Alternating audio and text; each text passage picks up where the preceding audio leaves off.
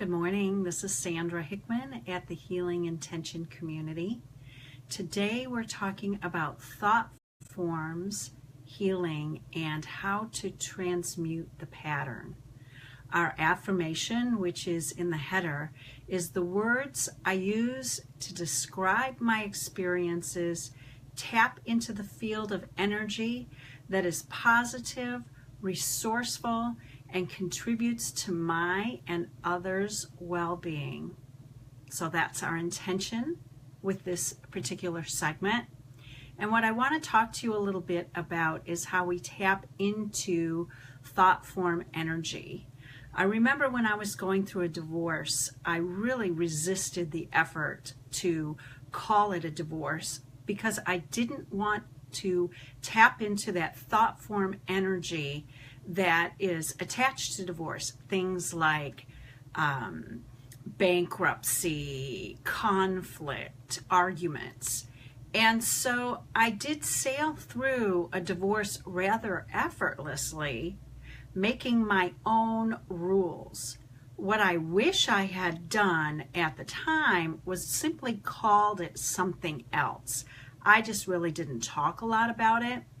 And so I want to share with you something really powerful to help you move out of your pattern of thinking and tapping into the thought forms that don't serve you.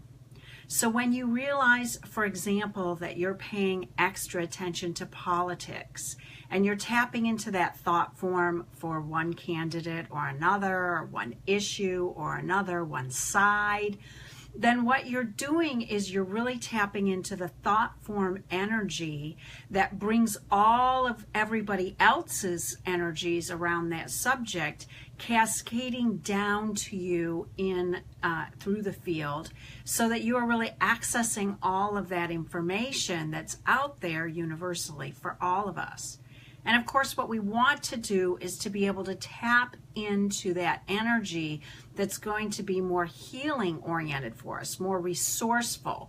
And so, for example, if we have diabetes or some other related disease, and we continue to talk about it in the ways that we have been prescribed or diagnosed, then we're pulling all of that energy into our being from the thought forms out in the field. And sometimes that's just really not resourceful, and it doesn't contribute to our health and well-being as we move forward in a more healing paradigm. So one of these ways that you can really shift that energy and make absolutely your own rules about what's happening is to call it something different. You can even call it something completely ridiculous. One of the things that I share in the classes I teach as well as with clients is a sort of funny approach to an argument. You might be in conflict with somebody that you love, and you two are really in a heated debate. And when you continue to say things like, I'm really angry, I'm really pissed off, etc., etc., etc., then you're pulling all of that kind of energy in.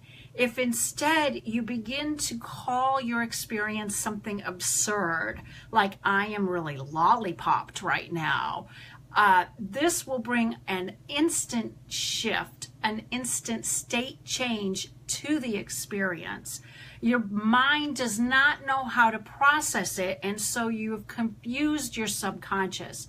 So all of the emotional cocktail that you have surfaced because you have memory around what anger is, you're pulling it from the field that's feeding it, right?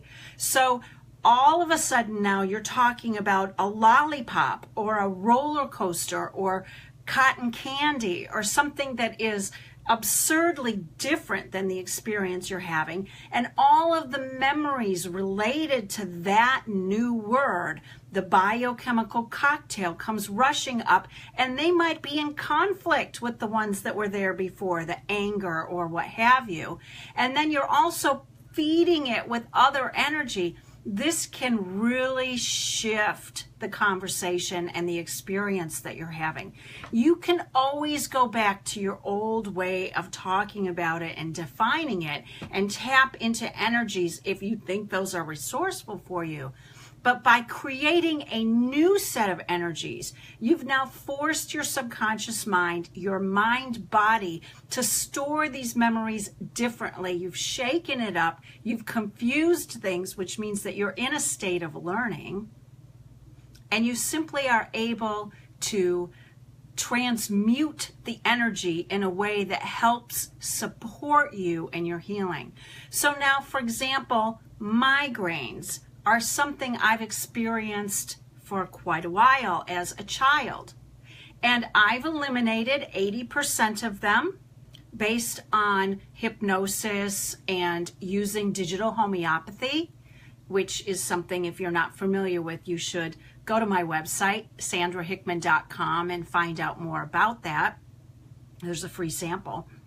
And but the rest of the time, I simply call them something else. I don't want to tap into the field of migraine, headache, pain, energy. I want to tap into the field of healing.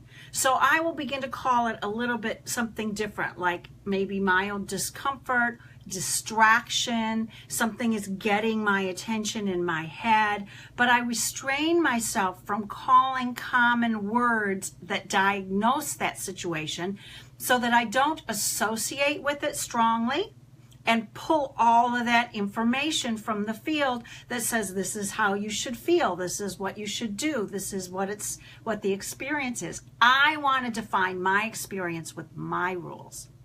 This is what I want for you. So again, the affirmation for us on this subject, and you can continue to read my posts this week and go down into the comment sections to see more at the blog. The words I use to describe my experiences tap into the field of energy that's positive, resourceful, and contributes to mine and others' well-being.